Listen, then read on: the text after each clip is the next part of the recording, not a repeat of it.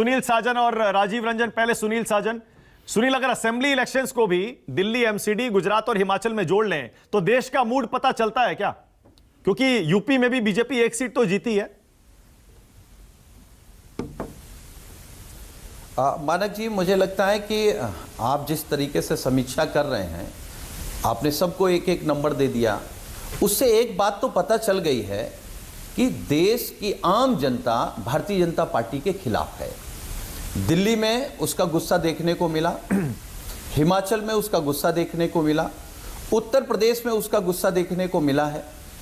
अगर मैं उत्तर प्रदेश की बात करूं तो यह सच है कि अभी वरिष्ठ पत्रकार कह रहे थे कि इसी तरीके से समाजवादी पार्टी अगर आजमगढ़ या रामपुर लड़ी होती, तो हम स्वीकार कर रहे हैं आपकी डिबेट में कि अब की समाजवादी पार्टी गांव-गांव घूमी है, गांव में लोगों से चौपाल लगा करके बात की है।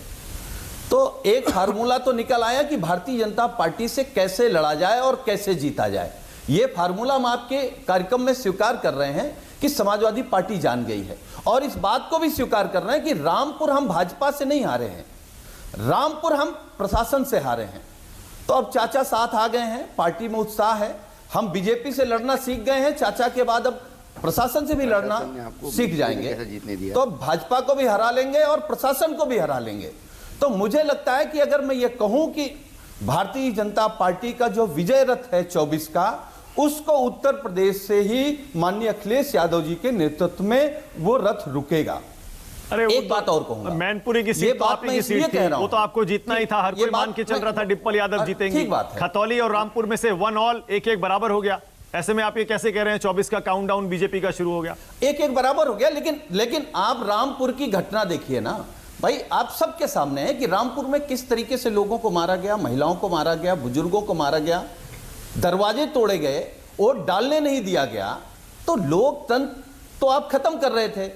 उस आपके खत्म करने के लोकतंत्र में जो लोकतंत्र में बचा, जो लोग निकले, वो आपके खिलाफ। रामपुर में बीजेपी ने वोट नहीं डालने दिया, रामपुर में मैनपुरी में और खतौली में डालने दिया। समझ नहीं आया मुझे, ऐसा क्यों करेगा प्रशासन या बीजेपी?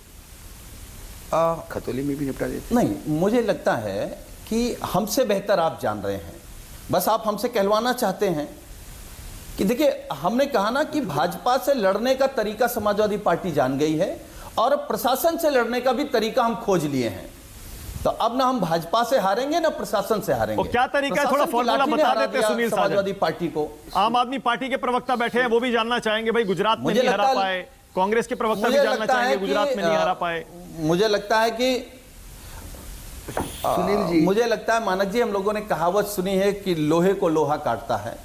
हालांकि बात पे हम भरोसा नहीं रखते कि लोकतंत्र में प्रशासन का अगर लाठी तंत्र चले तो थोड़ी देर तो हम लोग सर आगे करेंगे, हाथ पैर आगे करेंगे, लेकिन ये लोकतंत्र जो हमारे पुरखों ने गोली खा के जेल जाकर फांसी में झूल करके